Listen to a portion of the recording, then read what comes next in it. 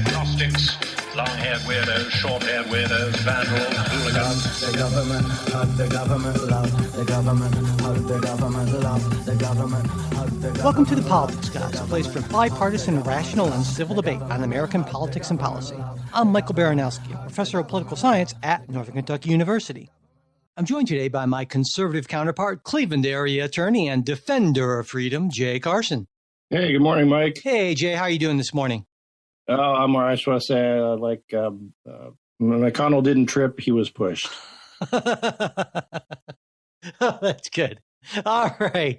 Well, we have a lot we're going to talk about today. We want to get into Tucker Carlson's use of the January 6th footage, Joe Biden's latest budget, the jobs report, and some stuff about child labor, Ron DeSantis and Disney, Gavin Newsom and Walgreens. I don't know if we're going to get to all that. We probably won't, but we'll get to as much of it as we possibly can, and we will get started in just 1 second. All right. So, the last time we did the show, Jay, 2 weeks ago, Speaker of the House, Kevin McCarthy, had just announced that he was giving exclusive access to thousands of hours of January 6th surveillance video to Fox News personality Tucker Carlson. And I predicted that Carlson, who has kind of been playing the role of a Trump-supporting stolen democracy guy for, fun and profit, I guess, that he would cherry-pick video, discuss it out of context, not make any effort really to do any actual reporting, and then conclude that, I was right all along and January 6th wasn't such a big deal. And lo and behold, that is exactly what happened this week as Carlson began reporting doesn't seem like the right word, so I'll go with discussing parts of the video. And U.S. Capitol Police Chief Tom Manger said that Carlson's depiction of January 6th was, in his words, filled with offensive and misleading conclusions, and that Carlson's claim that Capitol Police were acting as tour guide for that QAnon shaman guy was outrageous and false. And it wasn't just the Capitol Police Chief. There were a number of Republicans, actually, who came out against what Carlson did, including Senate Minority Leader Mitch McConnell, who had the following statement. It was a mistake, in my view, for Fox News to depict this in a way that's completely at variance with what our chief law enforcement official here at the Capitol thinks. And, as I mentioned, McConnell was joined by a number of other Senate Republicans in this kind of condemnation of Carlson's interpretation of January 6th. But House Republicans, on the other hand, were more supportive of their speaker's move to give Carlson exclusive access and also what Carlson had done with it so far. For instance, Kentucky Representative Thomas Massey said that Carlson's reporting had exposed so many lies, and Representative Elise Stefanik, who's the third-ranking House Republican, said the Democrats' dishonest narrative is being demolished. The January 6th committee was nothing more than a scam with the sole purpose of smearing President Trump and his supporters. And then there was the official House Republican Twitter account, which promoted Carlson's show with a red alarm emoji and in all caps, must watch. And speaking of all caps, on Truth Social, Donald Trump commented on Carlson's comments in all caps, a post reading, "Let the January 6 prisoners go. They were convicted or are awaiting trial based on a giant lie, a radical left con job. Thank you to Tucker Carlson and Speaker of the House Kevin McCarthy for what you have both done. New video footage is irrefutable." 3 exclamation points. So what do you think, Jay? I mean, do you find yourself agreeing more with Mitch McConnell here or with Donald Trump and Kevin McCarthy, who this week, of course, expressed no regret at having given Carlson exclusive access to this video? So going back to when we talked about this, I think it was 2 weeks ago, you and I were in substantial agreement, but to varying levels of intensity. I guess that's probably the best way to describe it, right? Yeah. And it was sort of I think I said, geez, I think this is a bad idea, not what I would have done. I think you could have done it a better way, but I was, and I think we sort of agreed that, Tucker Carlson's a horrible person and so forth. But you were much more intense about that, as were some of our listeners. so I think I'm still there on that piece of it. And I think I joined you in the prediction that, Tucker Carlson would sort of cherry pick stuff out of these 24,000 hours or whatever it is of footage to show some people acting peacefully and say, well, look, there you go. This was a mostly peaceful protest. So all that said, I agree with McConnell. But I'm also saying the others aren't necessarily wrong to some extent. And I guess I think both can be true, right? It's misrepresents what happened. Cherry picking little bits of footage misrepresent the totality of what went on in that day. That said, look, it's still actual footage, and I think Carlson's comments misrepresent that footage, and I think it's valuable to have someone looking at it. Now, again, I don't think this demolishes the notion that January 6th was violence, but nor does it prove that the January 6th committee was not a political exercise, right? I think both things can be true. You can have actual facts and you can have them misrepresented. So that's sort of where I come down on this, and something that strikes me is this has always been sort of a case, right, in our country, and I think everywhere. I shouldn't say everywhere, but a lot of places, where you'll have these events, these spark events, these uprisings, sometimes violent, sometimes peaceful, more often than not violent, and they become a symbol for something bigger, and they are taken and twisted and misrepresented on all sides.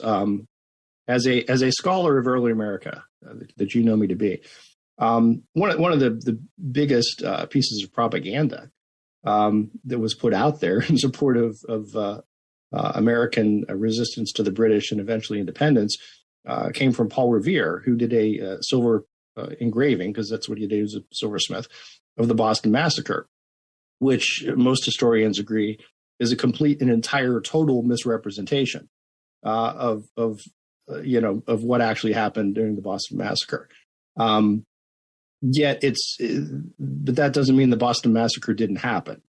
And what I'm saying is, I think there can be levels of, I hate to use the word nuance, but I will, when you're looking at this, that, there's a bigger story here than the January 6th narrative of this was an attempt to thwart democracy and take over the government, and attempt to coup, insurrection, all that sort of thing.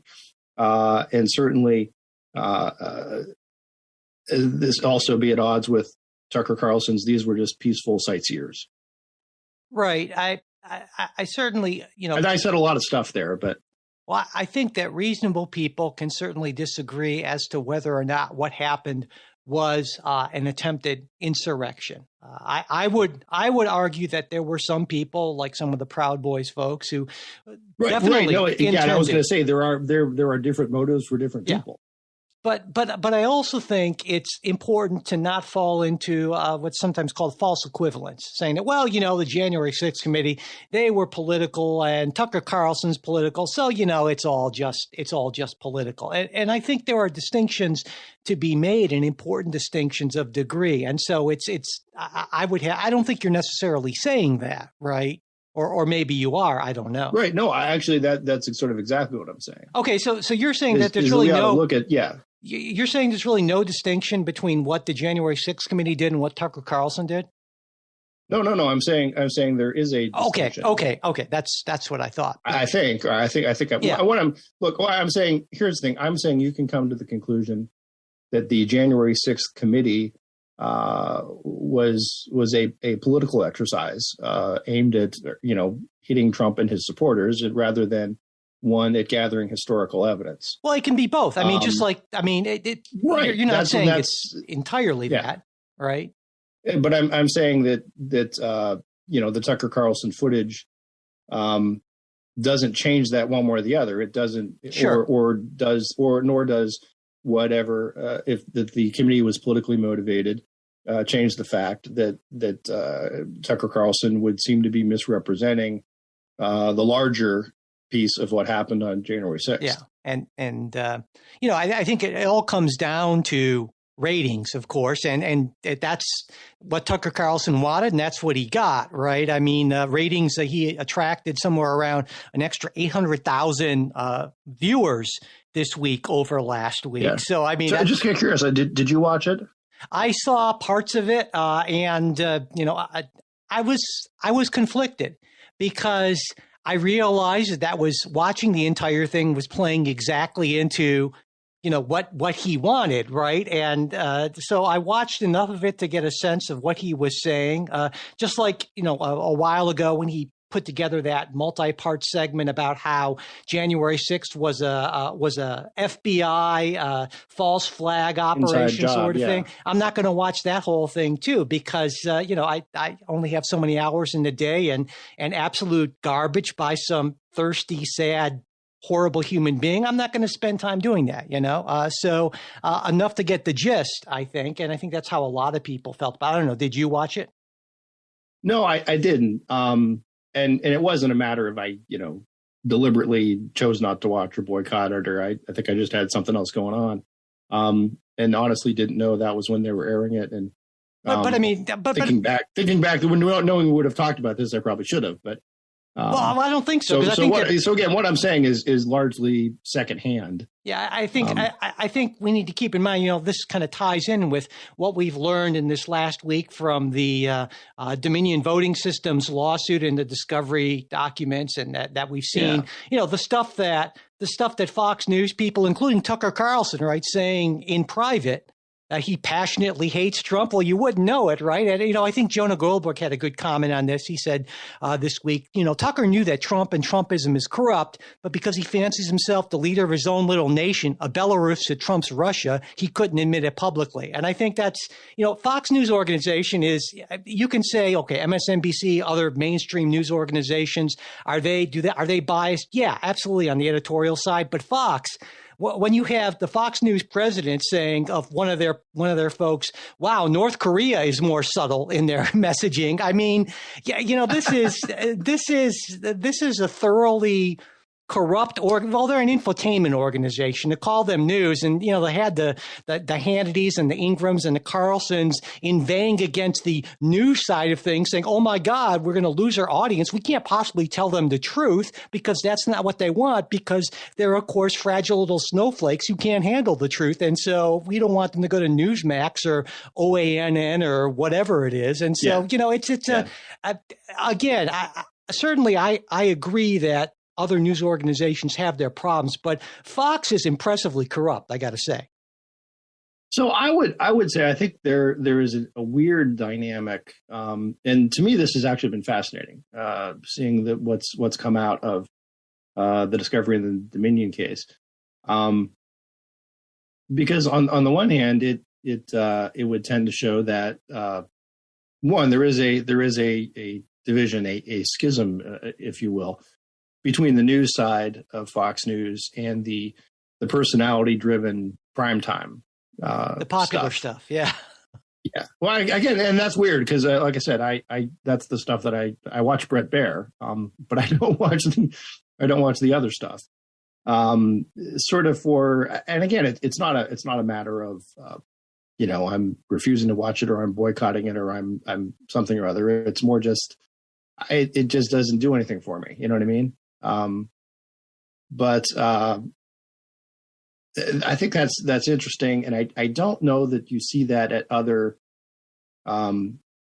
organizations. Let's put it this way: as far as there was some stuff about is Murdoch weighing in improperly and all this. Well, look, he's the owner of the company, he's the editor, he's the is Joe Sulzberger, was Catherine Graham weighing in improperly and running the Washington Post? No, that's her job. But there is this weird dynamic where I think the Fox primetime hosts have built up sort of this cult following that I don't think you necessarily see on the other networks.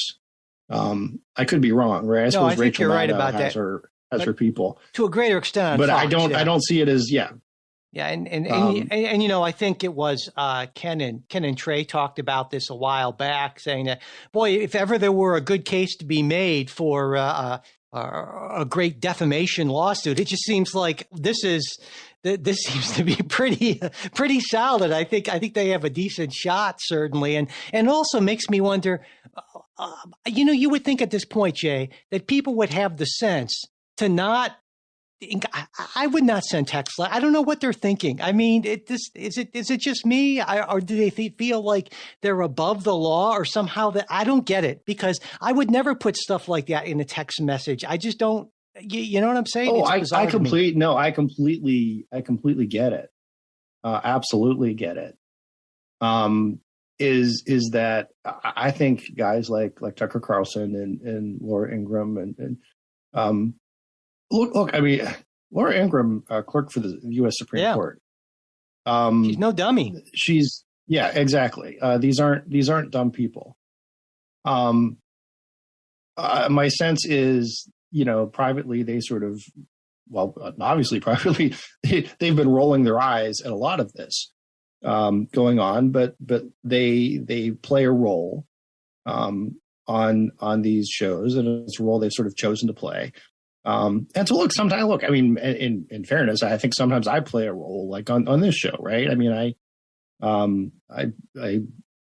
you know what I mean? I sort of have my podcast persona. Sure. It's, and I'm not saying I'm faking it inauthentic, just making all this up, but it's not my average on the day on the street going to work persona, for the most part. So, but yeah, I think they view it as almost like, Tucker Carlson is a character I play on TV. You know what I mean? No, like Stephen Colbert when he had the Colbert Report right on. I mean, it's just kind of an exaggerated version of that sort of thing. Yeah. Yeah. And they sort of feel the need to signal to other people of like, look, I don't believe this crap. But to me, in a way, come on, it makes money. Yeah. To me, in a way, it's just sort of sad that you devote your life to doing something that you know to be false. You have contempt for your audience, and that what a horrible way to live. If these people weren't so odious, I would feel sorry for them.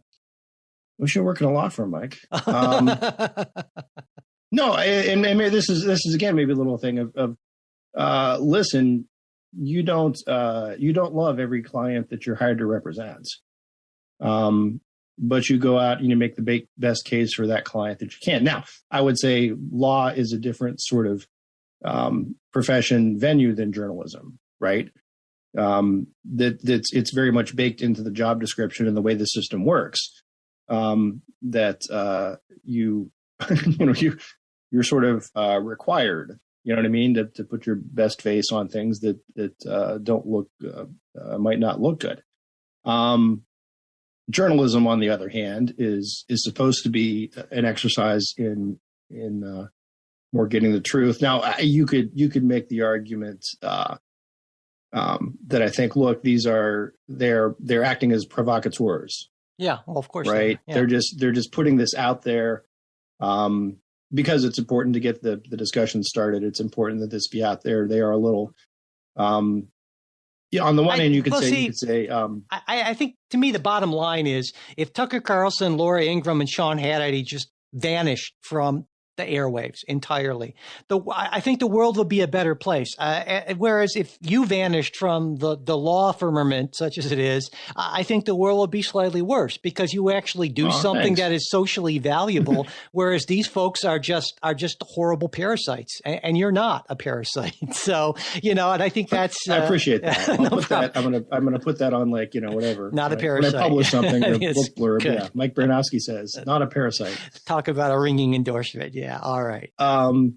So no, but I think this, and again, this is more, just it fascinates me sort of that, again, they have chosen these, it's a persona that they, that I they agree. do. And I think you can make the argument of, again, it is valuable for society to have provocateurs. I would even say that about, say, like a Michael Moore or someone like that, right? I think he's full of crap.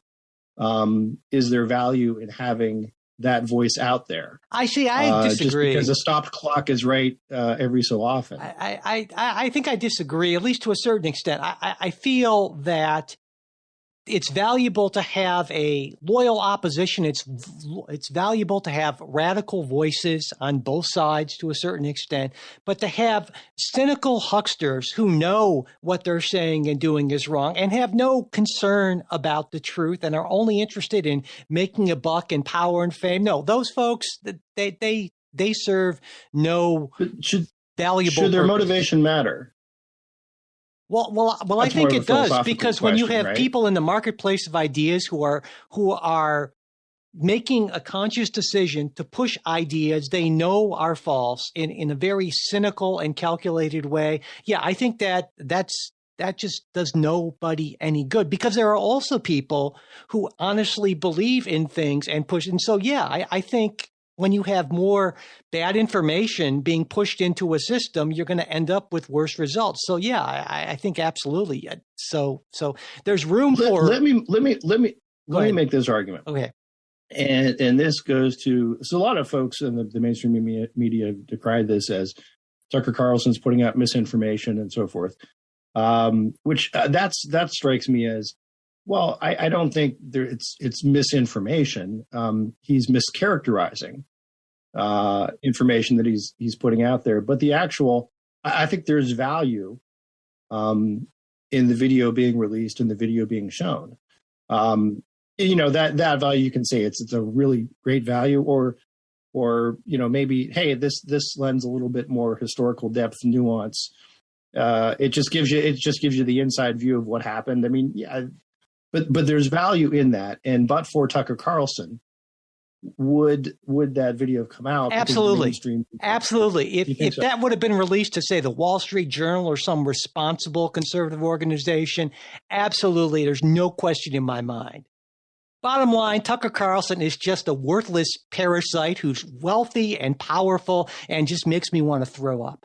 I understand, but I'm glad, though. I got to say, I'm glad he's not wearing the bow ties anymore. My thing is Tucker Carlson was the one who was asking and pushing for this video. Oh, plenty whereas of. Most of the other news organizations seemed, surprisingly uncurious about it. No, I don't think that's the case. I think in part because there's so much video already out there. Everyone, knows the basic narrative of what happened, and certainly conservatives and liberals disagree.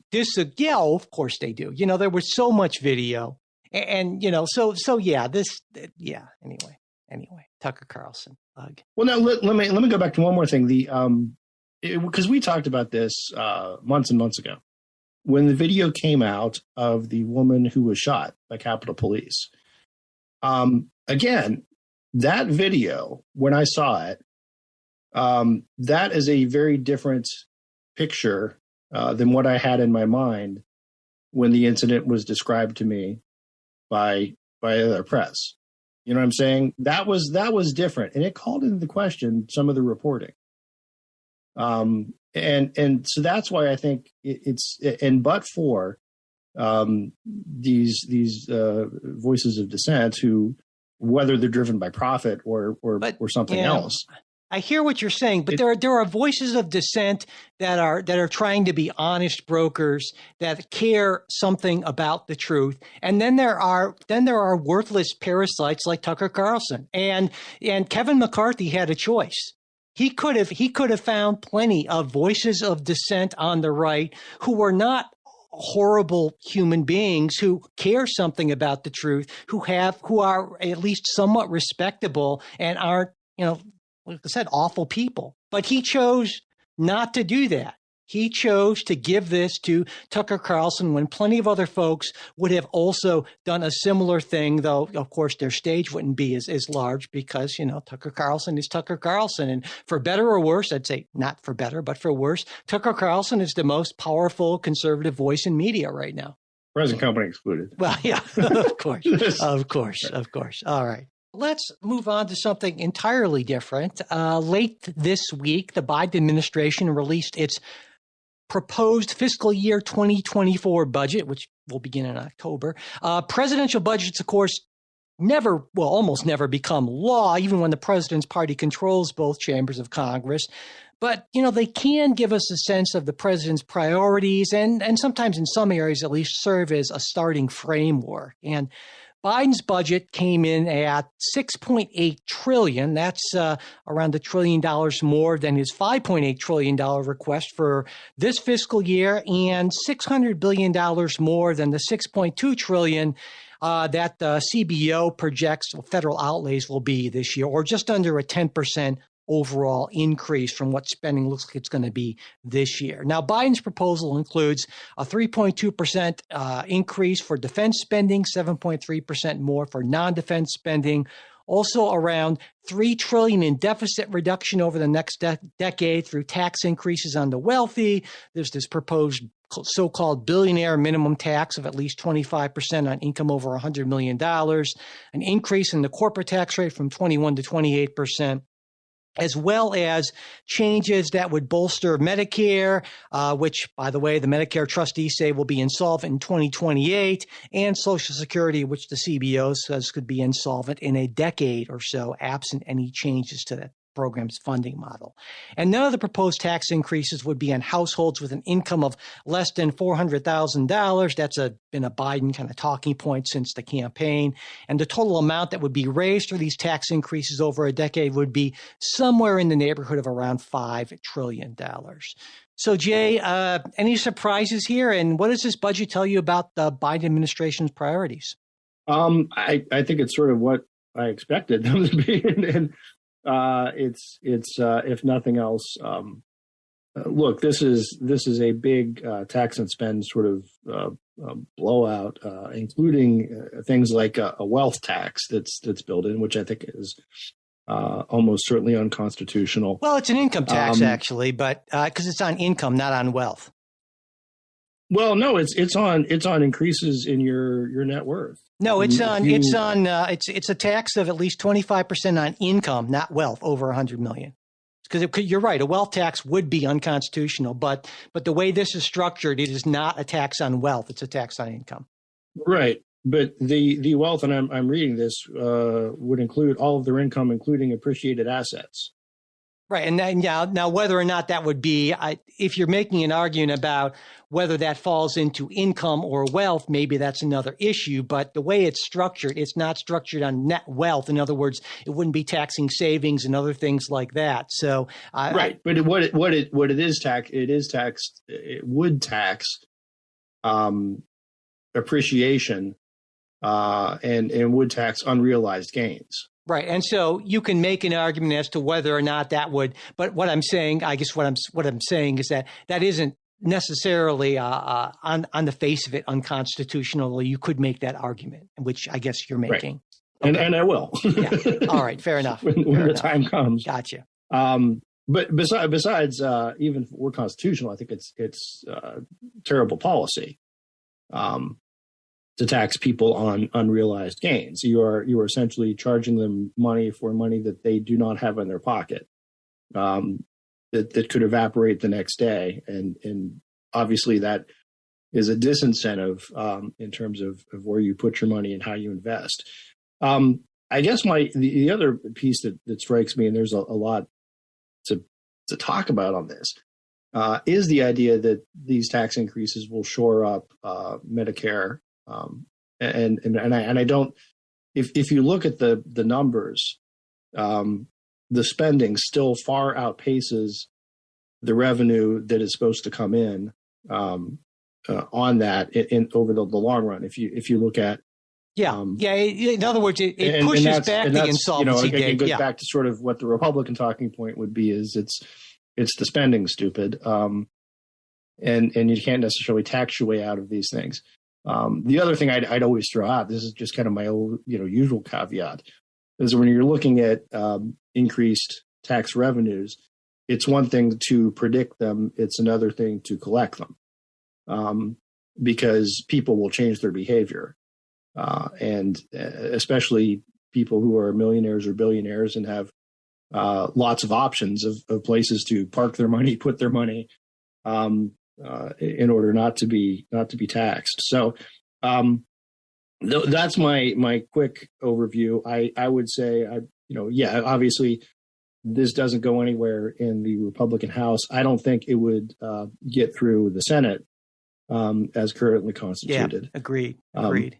And it just it is more just a prelude to here's my campaign, my campaign platform. But in a way, having the House controlled by the other party gave Biden a freedom that he wouldn't necessarily. I mean, because you can just come out with an avowal with a clearly political and not actually a policy document. But yeah, it's like the free vote. Exactly. We talk about sometimes. Yeah. And just to put this in some context, over the last half century, federal spending has averaged just over 20% of GDP. Although, as you would expect, right, that was considerably higher in the last 3 years. That's COVID, right? Because in 2020 it was 31.1%, 29.2% in 21, and then it was down to 24.6% in fiscal year 22. Now, Biden's proposal would be around 25.2%. So not huge, but certainly, at least in the context of the last 2 years, but, over more than what we've seen on average in the last 50 years or so.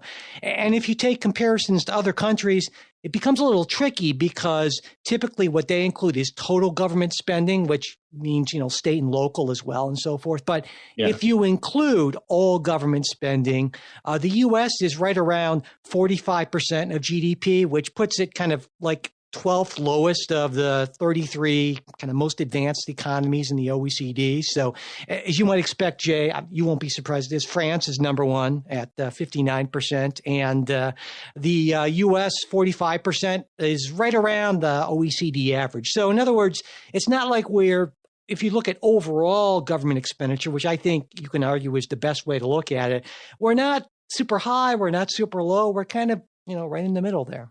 So, yeah. But I would suppose that's probably a good place to be. But but I'm saying, so I guess what I'm saying is that we're not sometimes on the left say, well, there's we tax so much less than other countries, and that's true if you just look at federal. But when you look at federal and state, that tax burden picture changes somewhat.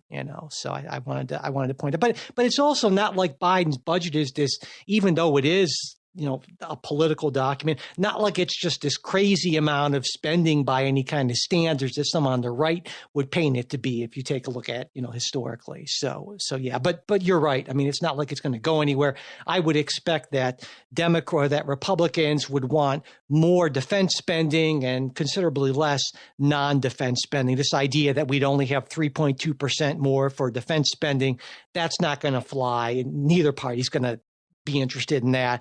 And I maybe 7.3% increase in non-defense spending. That doesn't seem crazy, but that wouldn't get through the House, certainly. Maybe the Senate. I don't know. Yeah, I mean, and to me, if you're still increasing spending, no matter what, you're not solving the problem. And this has been something I've been saying for 25 years now, but no one will listen.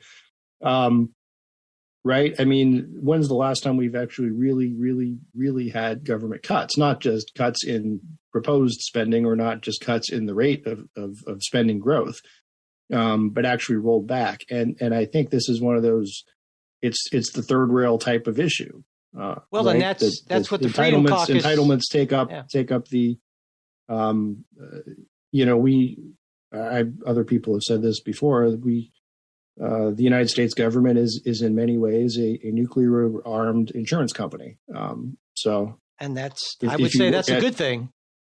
Well, better than an unarmed insurance company. Yeah, absolutely. I mean, I think social insurance is an important job. But if you look at what the federal government does by the numbers, that's what we're talking about. Yeah, and I think just as it should be. And all this other stuff that we argue about is literally drops in the bucket. Yeah, definitely. And until these. Yeah, go ahead. I was going to say, that's the point you made about there haven't been any significant cuts. Absolutely. Just like there haven't been any significant tax increases, because you're right. I mean, it's long-term unsustainable. Although if the modern monetary theorist, are right, then it actually is sustainable. I have my doubts, and I know you have huge doubts about that. Mm-hmm. But I think it's it's a question of either raising taxes or cutting spending or some combination thereof. And you're right, we haven't seen any of that, though. Clearly, the House Freedom Caucus is interested in forcing the issue using the debt ceiling as a way. And so we'll find out. We'll find out this summer at some point. How devoted they are to that. Yeah. So. Yep. All right. Well, let's move on to our next story. And that's, on Friday, speaking of the economy, I guess in a way, the Labor Department released a February jobs report, and they found that employers added around 311,000 jobs, with unemployment up slightly, but still at an extremely low 3.6%. Average hourly earnings were up 4.6% from a year ago, but that's still below the inflation rate of 6.4%.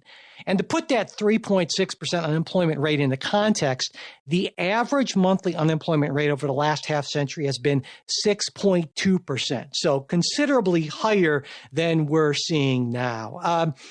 Jay, I was wondering what you make of these latest job numbers, and also I think our overall economic condition now, because especially with the Fed meeting in a few weeks, and Chair Jerome Powell saying that there's another interest rate hike probably coming, maybe even a 50 basis point hike, which would be pretty significant, even though inflation has been going down every month since a high of 9.1% in June of 2022. Two things. One, I guess when you read below the headline and read into it, most of this job growth came in like restaurant and hospitality, and I think represents more a return of workers who left during COVID. That's where most of the openings are. I'm still at, this is again anecdote, but where I work, I mean the fast food places, one of them couldn't open till 2:00 last week because they just didn't have enough people still. I think that's still going on. Every place has these help wanted signs. So I think that's part of his look at where the growth is. Is this growth, or is just this hopefully kind of returning back to pre-pandemic? The second thing I would look at would be the labor participation rate, which you have to sort of, I think, take the unemployment rate along with the labor participation rate, that there are a lot of people who just aren't looking for jobs, either have retired, left, or just, not entering the market. And that remains high, historically high. So, and those are my two caveats. And of course, then what the Fed does with this is they see, look, if employment is still churning along, for fear of overheating, we will tap the brakes again. Again, I'm a monetary hawk, so I'm okay with that. Again, I want as soft as landing as possible. But at least where I come from, and I think where a lot of conservatives come from, is that inflation is always the bigger fear. So. Well, one thing that occurs to me you mentioned the help wanted signs and so forth. And of course, I would say classical economics would suggest, well, that shouldn't be an issue, because as long as there are still people who are looking for work, and there still are, because the unemployment rate is not zero. It's 3. Yeah. Yeah. Although we should say that there is at some point a theoretical, a number in which that above zero, which the unemployment rate cannot go down, just because there's this churn. Sure. Right? Well, we used to think there are always some people. But we used to think that so-called natural rate of unemployment was around 4 or 5%. And now we see that, well, it's a little lower. And, I'm saying in classical economics, you would think, well, there shouldn't be these job wanted signs for too long, because in the end, if you want somebody and you are not attracting enough workers, well, then you know how you need to do what you need to do. You need to. Well, you need to raise there you go. Wages. Yeah, you need to provide it. And so, I think what's interesting to me is, in such a tight job market, I mean, wages have risen, but I would expect them to raise even more. Though what's interesting to me is that to some extent, it also gets to a point of where you can't. You can't raise your wages anymore and still be competitive. Well, yeah, and you end up having to weigh, right, how much you can raise wages, and of course you have to pass some of that along. But then again, if in your entire industry it's being affected similarly, then I mean it kind of washes out essentially. So, but what's go ahead. Go ahead. I was going to say what's been interesting to me is how some states have said, well, if the problem is that companies don't want to raise wages in this tight job market, well, then why don't we just increase the size of the labor market by ease up our child labor laws? And we've seen this in a number of states, which is, I would say, a little troubling to me. For instance, the Department of Labor says in 2022, there was a 37% increase in the number of kids working in violation of child labor laws, which, that's not nothing. And they've noted that violations have been on the rise for the last 7 years. And we've seen a number of states that have made some, I would say in some cases, some very highly questionable moves. For instance, in Iowa, there's this legislation. Republican legislators have introduced a bill that would expand the type of work 14 and 15-year-olds could do, extend the working hours, and also exempt employers from liability if kids are sick, injured, or killed on the job, and strip away their worker compensation rights. And then there's Arkansas, where Governor political nepo baby Sarah Huckabee Sanders signed that law that would roll back child labor protections, including that one that mandates that kids who want to work obtain a work certificate that requires the signed consent of a parent or guardian. And even in Ohio, our state, the Republican legislature is considering this measure that would allow 14 and 15-year-olds to work until 9 o'clock year-round with permission from a parent or legal guardian. A number of other states as well have done similar things or are considering it. Minnesota, Wisconsin, even one Democratic state, I should mention, New Jersey. So this is becoming like a thing. And I'm wondering what you think about this. I guess I'd have to take each individual bill on its own, right? Because some of these are limited rollbacks in terms of, listen, you can do this job, but it has to be part of a supervised program and internship or expand learning a trade type thing for lack of a better word. So I don't think it's necessarily all of them bad. To some extent, if it expands economic opportunities, gets rid of maybe some rules that are not helpful and not really, are more just bureaucratic. Anything that's getting in the way of 14 and 15-year-olds working as much as they want. I mean, you see what I'm saying? But let's talk about something like working till 9 o'clock. Is that that there's one thing saying we would allow 14 to 15-year-olds to work till 9 o'clock during different times of the year. I think it's school year you can't work that late. It's something else to say we're going to have 14 and 15-year-olds working all day on the and just more of a metal shop, slaughterhouse. Just to be clear, I should point out that there's federal legislation that's been in place since the 30s, amended a few times since then, called the Fair Labor Standards Act, which, among many other things, includes limits on hours for 14 and 15-year-olds, permitted and non-permitted job, like you can't have working in slaughterhouses or things like that, or in certain jobs at least. Though there are waivers for kids who are in work-study programs, and that's kind of the loophole, if you will, that Iowa is sort of hoping. And that's sort of the expansion.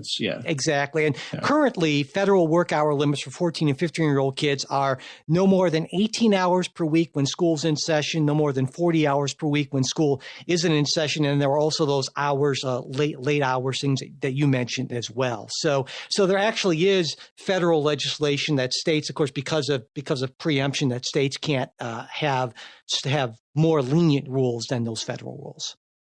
Yeah, and so I guess go ahead.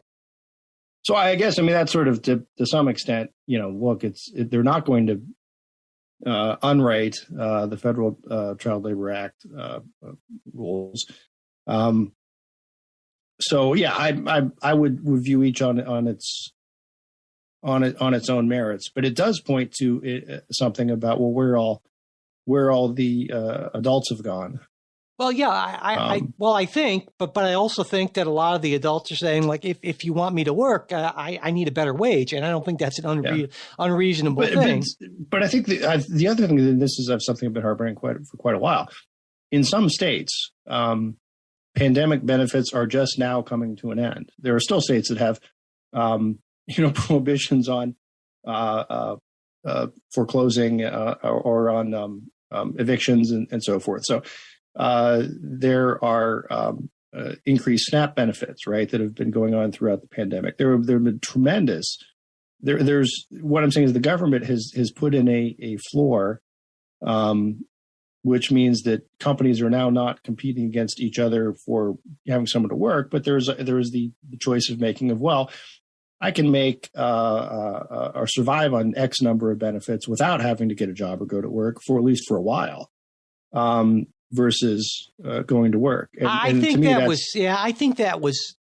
you're right that was certainly true at the height of the pandemic. And maybe even, I think you could make a case that even after the height, and maybe that went on too long. Depending on the state you're in. Yeah, depending on the state. And you and I might disagree on that to some extent, but I think it's a reasonable argument. But at this point, I don't know that I really buy that, though. I'm not saying it's flat out not true, but I don't think that it's true enough for any significant number of people that would have any would move the needle on the unemployment numbers. But again, I don't have any data in front of me here, so I won't go further than that. But I'll just consider myself highly skeptical on that point. All right. But in general, I mean, you have at least a personal. To me, here's what I look at, though, without having. I'm completely comfortable going forward without any data in front of me. Other than I know, here's what our situation was in 2019 in terms of employment and places worked, and here is where we are right now. And what's the big difference that I can see is there's been a massive influx in spending or relief from other obligations that would make it less imperative to get a job. Sure. And yeah, I think that's a reasonable causal relationship to posit, at least. So, yeah. But as you know, I also wanted to get your personal perspective because, of course, you, as somebody who has kids, and this is a perspective I don't have. I mean, what do you think about having restrictions in place that would limit the extent to which your kids could work? I mean, you think it's a good thing, or is it somehow they all work in the slaughterhouse, Mike, and they love it. They're there in the mines, and they seem happy. Little black lung never heard anything. Yeah, they wanted to work with animals. So no, in my view, actually, it's. I see sort of the other problem in that the employers, my kids, in some ways, because of the labor shortage, because of just the way things are, kind of have been able to kind of call their own shots. My oldest daughter, who is no longer a minor, when she's not in school, works as a waitress. Part-time, and again, she absolutely loves it. She's got some of the typical late hour type thing, but it's a matter of she's had they are eager to please the way they're employees, and they're always looking for more, and that's been her complaint is it's sort of we're just too busy, we're understaffed. My younger daughter is a lifeguard at the city pool, so her hours are sort of necessarily kind of go around that. But it's again, it's like your typical teenage kind of summer job. But in terms of bargaining power, I think she's more so than what teenagers did back in our day. Sure. Right. When there was a lot more slack in the job market. Yeah. Because I think there's always this, forget it. I can just, not, so yeah. And our youngest isn't starting in the slaughterhouse for a couple months yet. But it's a general rule. I mean, you're a fan of child labor laws, maximum hours, that sort of thing. I just wanted to make that clear. It's not you're not saying that would take all these restrictions of freedom and freedom of contract and let's bring back Lochner and all that sort of thing. You're not. No, but that. I might be more persuaded to make the Lochner type argument for adults. Right. But no, I think that's pretty reasonable. That said, are there some of these rules regs that get in the way that are so here's an example. Now this was after I guess the kid probably would have been 18. But he has this sort of like this side gig just doing like DoorDash stuff. And it was sort of gig economy stuff. It worked great for him. He'd sort of get a text of, hey, you want to do this delivery? Yeah, maybe not. But he would do it all hours of the night, all kinds of places around the city. Should that have been a kid's job? I don't know. But it also, is there some flexibility in that rules? And again, a lot of the rules wouldn't have applied to him because it was sort of a contract gig rather than regular employee. But I always think there's you can take a look at, there may be some rules and regs that were put in place in a different time for different reasons that may or may not apply as well today. So that's what I'm saying is I'm not opposed to, if we're in a labor shortage, to let's look at, are our labor laws sensible across the board? Sure. While still being opposed to child labor. Yeah, that makes sense to me. But I guess in the larger picture for me is it's a good idea, I think, to allow kids to be kids. And I'm concerned in general about a situation where we feel like we need to loosen up these laws so, kids can be put into the workforce even younger. And so much of our society is just so focused on get a job, contribute to the economy, work, produce, earn. And it's nice for kids to have some time to be kids. And I hate the idea that we're just pushing more and more and more of that on them. And it seems like it's certainly a lot more from when we were growing up. And it just, I think there's something to be said for having a period in your life before you're, in your 60s and 70s where you don't have to feel like, oh my God, I need to get going and be a cog in this machine. Yeah. No, I agree with that. But I also would say that doesn't mean just because you might do tweaks around the edges on hours that can be worked or something like that somehow changes the equation, right, of kids entering the workforce or do, again, a lot of this is necessarily because of, school commitments and so forth. They're going to be part-time jobs. They're going to be, fast food type jobs, or they're going to be the summer job, lifeguard type thing.